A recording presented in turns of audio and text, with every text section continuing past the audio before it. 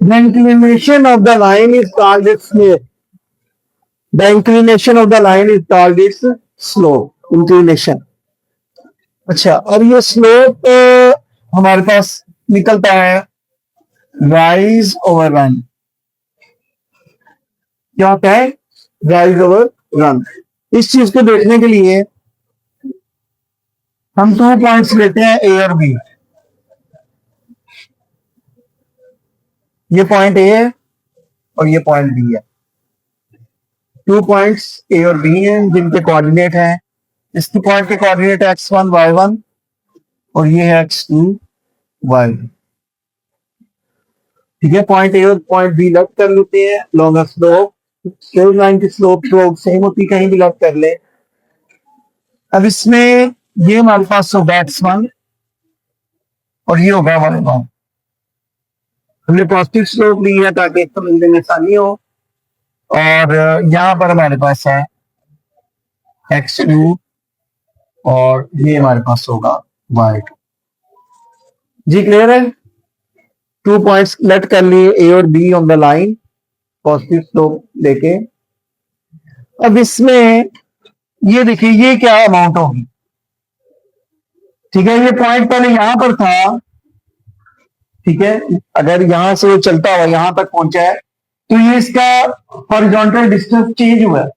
Basically यहां से वो यहां तक आया ना, तो जो हॉरिजॉन्टल चेंज है उसको हम डेल्टा से शो करेंगे, डेल्टा एक्स। डेल्टा एक्स का मतलब है एक्स में कितनी चेंज आई है। वैसे तो किसी, जैसे कि आप कह लें पहाड़ पे चढ़ रहा है, ठीक है, किसी इंक्लिनेशन पे है, मूव कर रहा है, यहां से आगे की तरफ बढ़ रहा है, ठीक है, लेकिन उसके टू जो है ना चेंज आ रही है टू साइड पे, एक्स एक्सिस भी चेंज हो रहा है और वाई एक्सिस की डायरेक्शन भी चेंज हो रही है। सो चेंज इन एक्स क्या होगी? x2 minus x1। क्या होगी change in x? x2 minus x1। और दूसरा हमारे पास है change in y।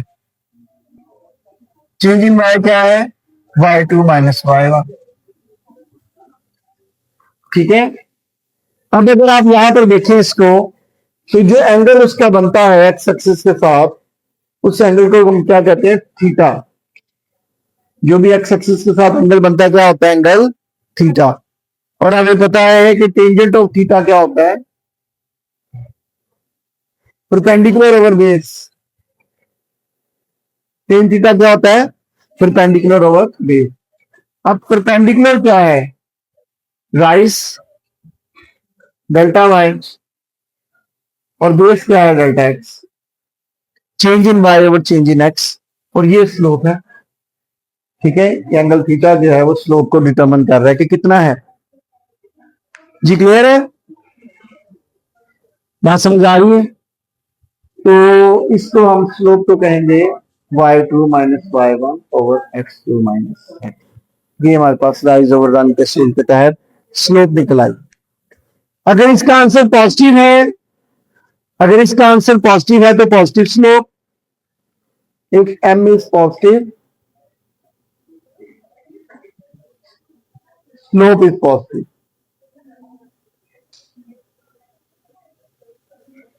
If m is negative,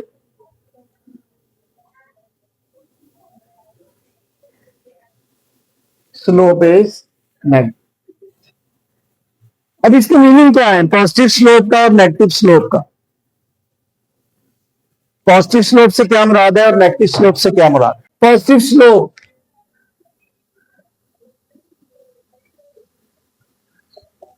positive slope से मुराद है कि डायरेक्ट रिलेशन।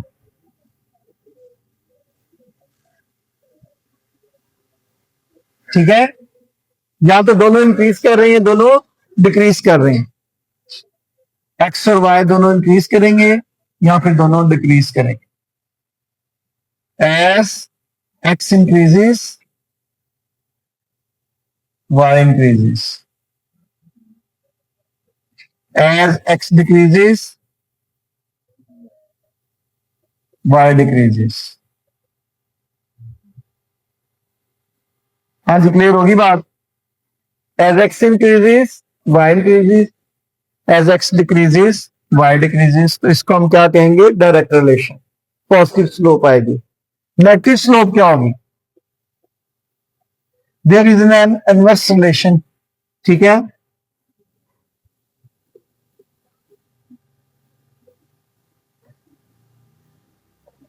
एक वैल्यू तो इंक्रीज करेगी लेकिन दूसरी वैल्यू डिक्रीज करेगी। एक्स इंक्रीज करेगा तो वाई डिक्रीज करेगा। इसकी स्लोप तो हमारे पास ये थी ना पॉजिटिव, और इसकी स्लोप ये आएगी नेगेटिव। ये नेगेटिव स्लोप होती है। अब देखिए इसमें एक्स इंक्रीज कर रहा है और वाई जो है वो डिक्रीज कर रहा है, ठीक है। यहां पर हमारे पास ये x1 है, ये x2 है, ठीक है। x1 पे ये हमारे पास y1 है और x2 पे ये y2 है। y में ये कमी आ रही है, x में इंक्रीज हो रहा है, तो ये इनवर्स रिलेशनशिप है। x बढ़ेगा तो y में कमी आएगी। As x increases y decreases and vice versa. जी क्लियर? तो ये इसके इसका मीनिंग है स्लोप पॉजिटिव और नेगेटिव होने का। अब सिंपली हम स्लोप की एक इंटरप्रिटेशन करते हैं जनरल फॉर्म में। जी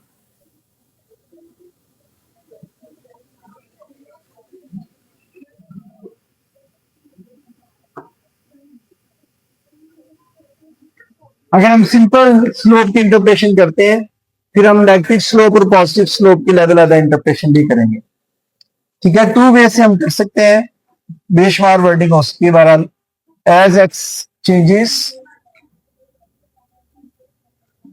1 यूनिट, ठीक है, Y changes slope unit,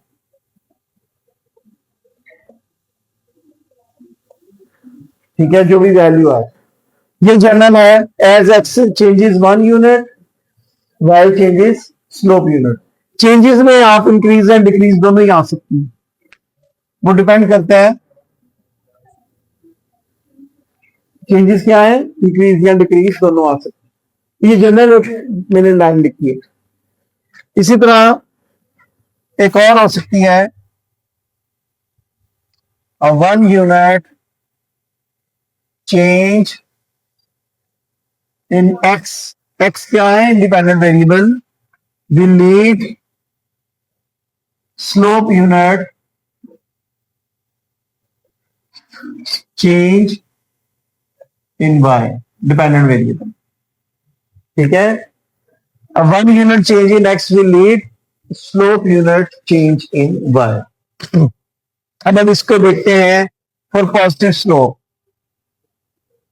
interpretation of a positive slope, ठीक है। इसको भी दोनों वर्डिंग के साथ कर लेते हैं। As x increases 1 unit, y increases slope unit, ठीक है। यहां फिर 1 unit increase in x will lead a slope unit increase in y।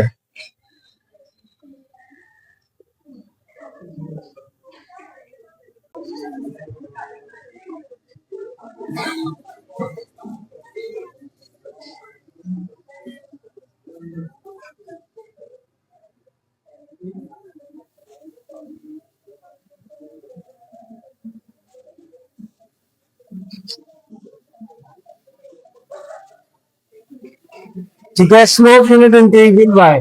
अब हम इंटरप्रेट करेंगे नेगेटिव स्लोप को, इंटरप्रेशन ऑफ नेगेटिव स्लोप, ठीक है। अब इसमें आपने एक चीज फिक्स रखनी है, एक्स को तो इंक्रीज ही करवाएं। As x increases 1 unit, y decreases कर दें इसको, डिक्रीजेस स्लोप यूनिट्स,